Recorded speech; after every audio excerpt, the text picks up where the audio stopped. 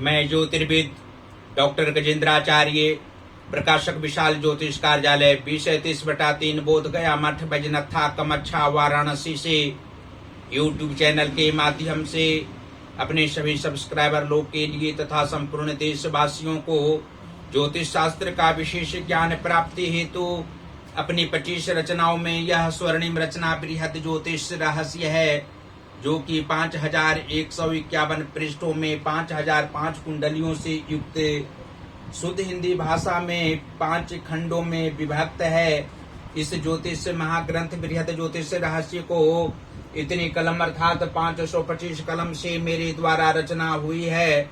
आज आप लोगों को जन्म कुंडली के सप्तम भाव में चंद्र तथा शनि ग्रह को बैठने का फल स्पष्ट शब्दों में वर्णन करने जा रहा हूँ। जन्म कुंडली के सप्तम भाव में चंद्र तथा शनि के मेल से जातक व्यापार के क्षेत्र में शत्रु नाशक होंगे। इनके नाम पर कोई कभी दगा नहीं दे सकते और किसी भी व्यक्ति की चतुराई इनके सामने नहीं चलती है, कारण कि ये जातक ये दोनों ग्रहों के मेल एवं आद्य शक्ति की कृपा से विलक्षण प्रतिभा के होते हैं। संत मनीषी भी इनके समक्ष पधारते हैं तो वे समकक्षता ही प्राप्त करके लौटते हैं। इस जातक के जीवन में कई बड़े बड़े व्यापार की प्रशंसा होती रहती है। शनि विशेष रूप से जातक को इस क्षेत्र में शांति व धन दोनों प्रदान करते हैं।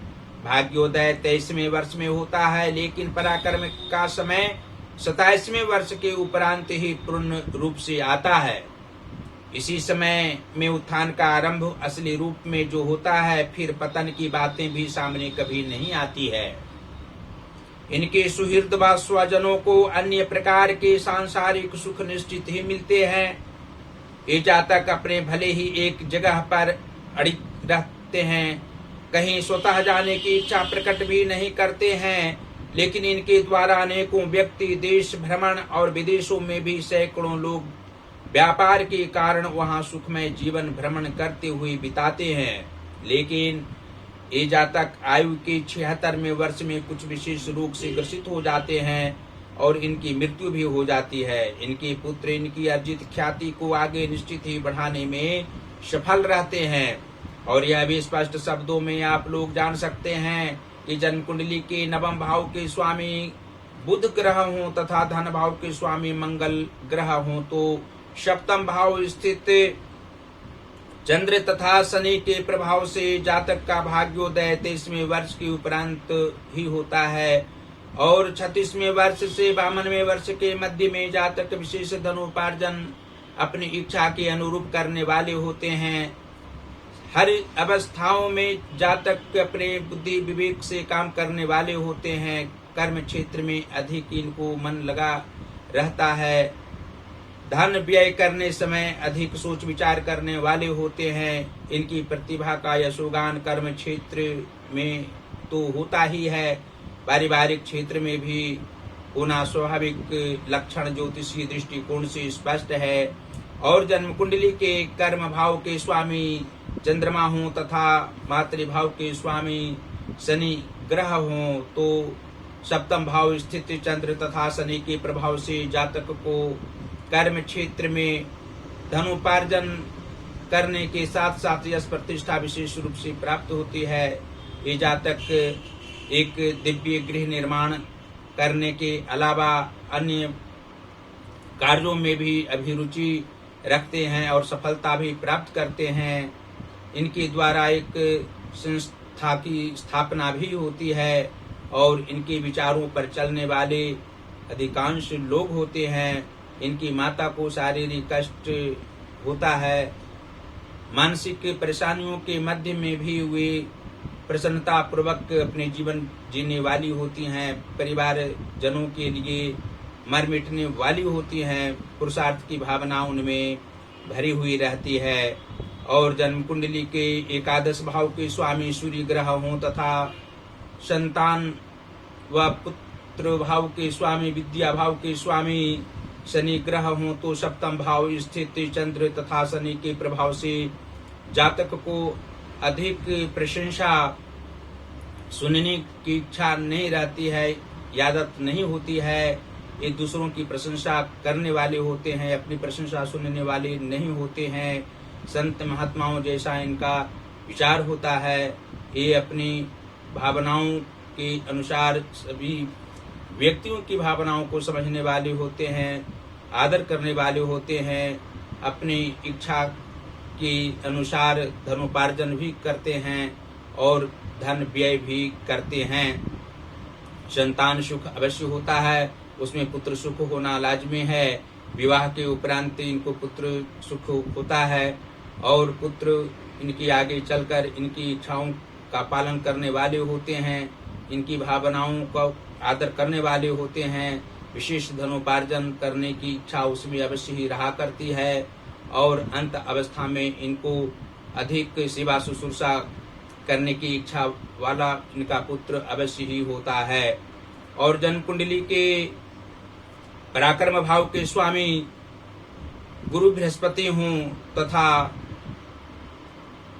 छठवें भाव अर्थात रोग व शत्रु भाव के स्वामी भी गुरु बृहस्पति हूँ, अर्थात धनु राशि का तृतीय भाव अर्थात पराक्रम भाव हो, छठवें भाव मीन राशि का हो तो सप्तम भाव स्थित चंद्र तथा शनि के प्रभाव से जातक को अधिक मन कर्म क्षेत्र में लगता है, पारिवारिक क्षेत्र में भी इनको मन लगा हुआ रहता है।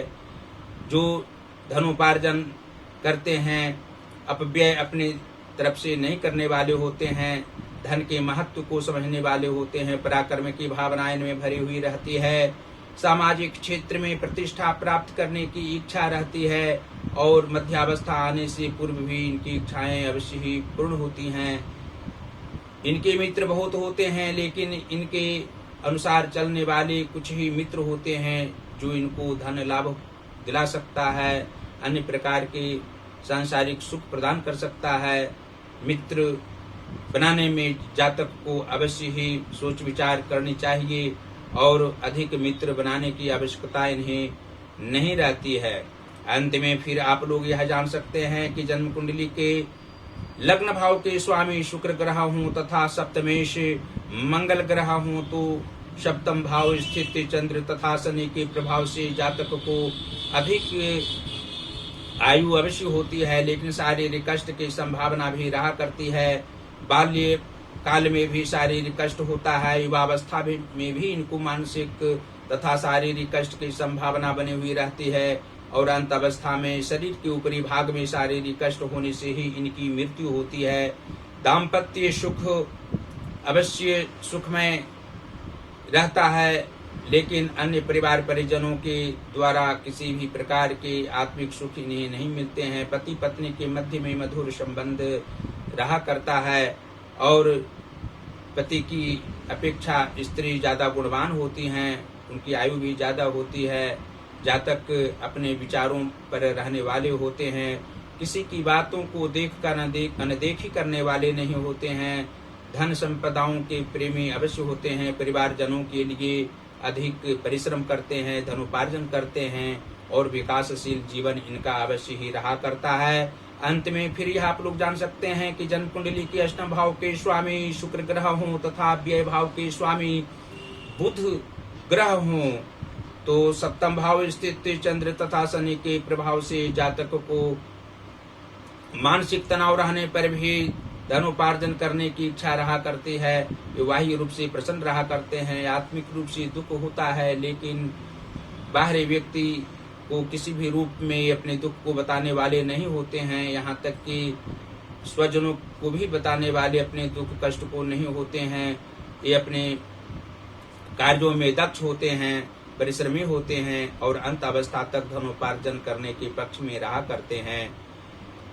फिर अंत में आप लोग यह जान सकते हैं कि जन्म कुंडली के नीच भावों में यदि उच्च ग्रह बैठे हों, शुभ ग्रह बैठे हों और उच्च भावों में पापक ग्रह बैठे हों तो कुछ शारीरिक कष्ट जातक को अवश्य हो सकता है, मानसिक परेशानी हो सकती है, आर्थिक तंगी हो सकती है। उसके लिए हमेशा जातक को प्रत्येक शनिवार को पीपल वृक्ष में जल दान करना चाहिए। सायंकाल में दीपक वृक्ष के नीचे, पीपल वृक्ष के नीचे दिखाने से आत्मिक सुख प्राप्त होगा। सफेद तिल और सफेद बत्ती से दीपक दिखाना चाहिए। शनिवार को मुख्य रूप से पीपल वृक्ष में जल देने से और दीपक सायंकाल में जलाने से अवश्य ही शारीरिक, मानसिक तथा आर्थिक कष्ट मिटेगा और सुख संपदाओं से आपको निपुण रह सकते हैं। धन संपदाओं का अभाव किसी भी रूप में नहीं रह सकता है। भगवान शिव की आराधना अवश्य ही करनी चाहिए। षडाक्षरी मंत्र का 3 माला जाप करने से आत्मिक सुख आपको प्राप्त होगा और अवश्य ही हनुमान जी की भी आराधना करनी चाहिए। हनुमान चालीसा का पाठ मंगलवार को अवश्य ही करना चाहिए और साथ ही भगवान गणेश की भी आराधना करने से आपको आत्मिक सुख प्राप्त होंगे, नाना प्रकार के सांसारिक सुख प्राप्त होंगे, किसी भी प्रकार का दुख नहीं होगा।